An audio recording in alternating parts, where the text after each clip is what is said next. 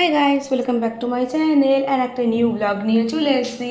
তো আজকে আমি আমার ফ্যামিলি নিয়ে আবার চলে এসেছি হায়াতে। কেন চলে এসেছি? আজকে লাঞ্চটা এখানেই করব। বাট আজকের লাঞ্চটা কিন্তু আমার মা নয়, আজকে লাঞ্চটা আমাকে ভাই খাওয়াচ্ছে।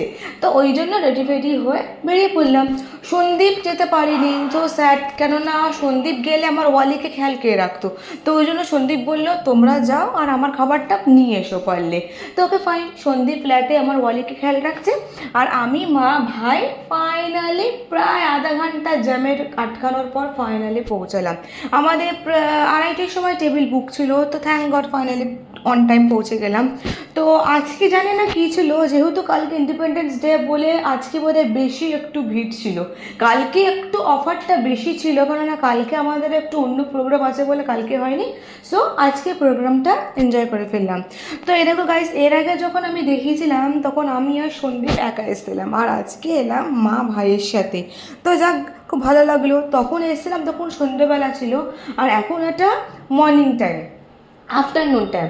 তো তোমাদেরকে আমি দেখাবো পুরো আউটভিউটা, কী কী আমি এক্সপ্লোর করেছি না করেছি সমস্ত কিছু। সো এতক্ষণ আমি ওপরে ছিলাম, নিচে সিঁড়ি দিয়ে নামলাম নিচে। এই দেখো নিচেই রয়েছে ওয়াটার সাইড ক্যাফে, আর বাইরে হচ্ছে একদম বাইরের আউটভিউটা। ওটা তোমাদেরকে পরে দেখাবো পুল ভিউটা কেমন না কেমন। তার আগে দেখিয়ে দিই আজকে আমি কী কী খেয়েছি না খেয়েছি। তো দেখো আমরা টেবিলের দিকে যাচ্ছিলাম, আর আমাদের টেবিল নাম্বার ছিল 27।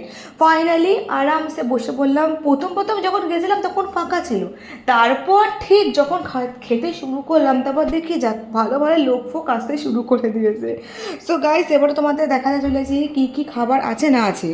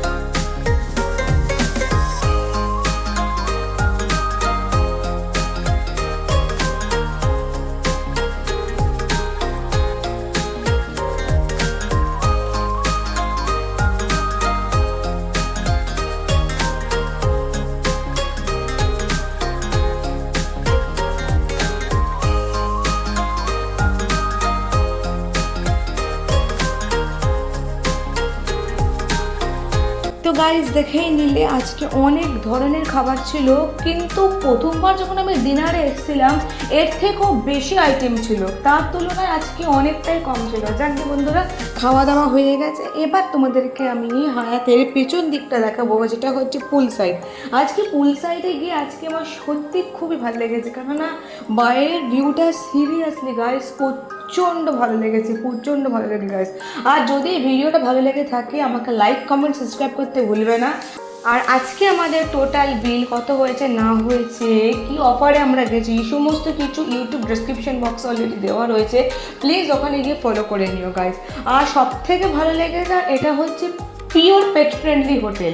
আমরা প্ল্যান করছিলাম যে এখানে স্টে করার, আমি আমার বর আর আমার ওয়ালিকে নিয়ে আমি স্টে করবো এখানে, জাস্ট একটু এক্সপ্লোর করবো যে এত বড় হোটেলে স্টে করলে কীরকম একটা ফিল হয়। সো এখানে পেটের চার্জ আছে, সেটা হচ্ছে 2500 টাকা পার নাইট এখানে চার্জ নেওয়া হয় ডগিদের। ওকে ফাইন, খারাপ কিছুই না, আমার ডগির জন্য আমি কুচবি করতে পারবো। আর এইটা হচ্ছে দেখো গাইস ব্যাঙ্কোয়েট, কি সুন্দর রয়্যাল টাইপের সাজিয়েছিল। এখানে একজন মুসলিম ফ্যামিলির বিয়ে ছিল, যার জন্যই এত সুন্দর করে সাজিয়েছে। আমার তো খুবই ভালো লেগেছে এই যে পুরো ডেকোরেশনটা, জাস্ট ওয়াও। ওকে গাইস, ব্লগটা এই অবধিই থাক, নেক্সট ব্লগ কিন্তু খুব তাড়াতাড়ি আসছে, প্লিজ দেখতে ভুলবে না। ভিডিও যদি ভালো লেগে থাকে আমাকে ফলো বা সাবস্ক্রাইব করতে ভুলবে না গাইস। বাই।